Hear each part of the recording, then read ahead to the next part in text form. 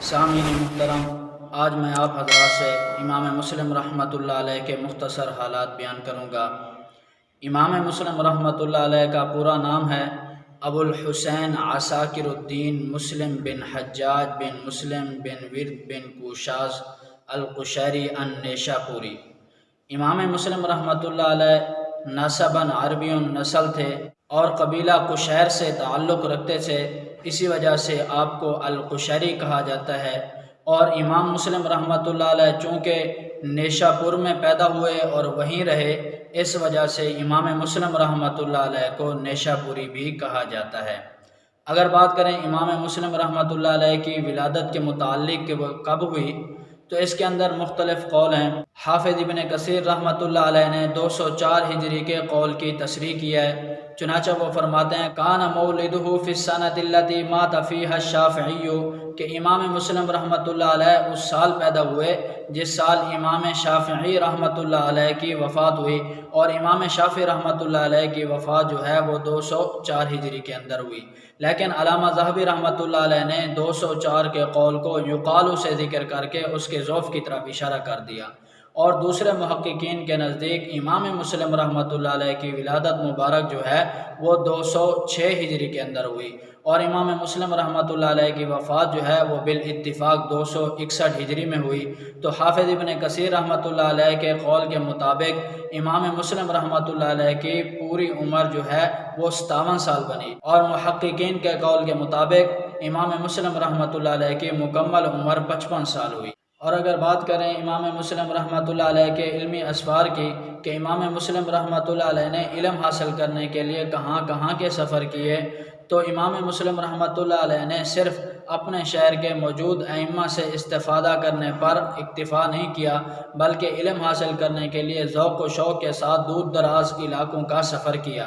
جن میں خراسان، حجاز، سمرقند، مصر اور نیشاپور جو ہے قابل ذکر ہیں۔ چنانچہ خراسان کے اندر امام مسلم رحمۃ اللہ علیہ نے امام اسحاق بن راہوے سے علم حاصل کیا، حجاز کے اندر سعید بن منصور سے علم حاصل کیا، عراق کے اندر امام احمد بن حنبل رحمۃ اللہ علیہ سے علم حاصل کیا، اور مصر میں حرملہ بن یحییٰ سے علم حاصل کیا، اور نیشاپور کے اندر امام بخاری رحمۃ اللہ علیہ سے علم حاصل کیا۔ اس کے علاوہ امام مسلم رحمۃ اللہ علیہ نے بلخ،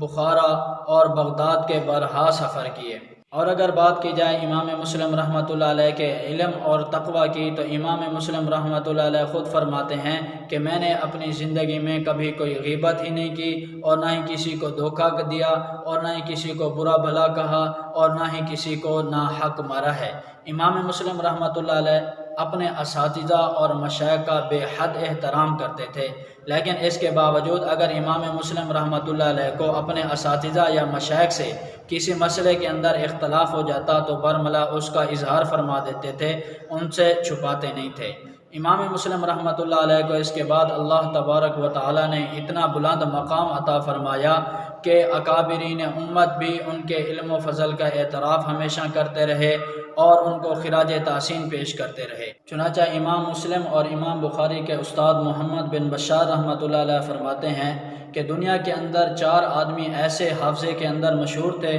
کہ جن کا حافظہ بے مثال تھا، ان کا کوئی ثانی نہیں تھا، جن میں ایک ابو زرع رحمۃ اللہ علیہ جو رائے میں رہنے والے ہیں، اور دوسرے مسلم بن حجاج جو نیشاپور میں رہنے والے ہیں، اور تیسرے عبداللہ بن عبد الرحمن دارمی جو سمرقند میں رہنے والے ہیں، اور چوتھے محمد بن اسماعیل یعنی امام بخاری رحمۃ اللہ علیہ جو بخارا میں رہنے والے ہیں۔ اور اسی طرح امام مسلم رحمۃ اللہ علیہ کے استاد امام اسحاق بن راہوے نے آپ کی ذہانت اور آپ کے حافظے کو دے کر ایک مرتبہ فرمایا کہ ایا رجل ھذا، پتہ نہیں یہ لڑکا کتنا بلند مقام حاصل کرے گا۔ تو میرے بھائیوں، اس سے امام مسلم رحمۃ اللہ علیہ کی ذہانت اور حافظے کا اندازہ لگایا جا سکتا ہے۔ اور اگر بات کریں امام مسلم رحمۃ اللہ علیہ کے انتقال کے بارے میں، تو امام مسلم رحمۃ اللہ علیہ بالاتفاق 261 ہجری کے اندر ان کا انتقال ہوا۔ اس کا واقعہ یہ ہوا کہ امام مسلم رحمۃ اللہ علیہ ایک دن اپنی مجلس درس میں بیٹھے ہوئے تھے کہ ایک ساتھی نے کھڑے ہو کر ایک حدیث کے متعلق دریافت کیا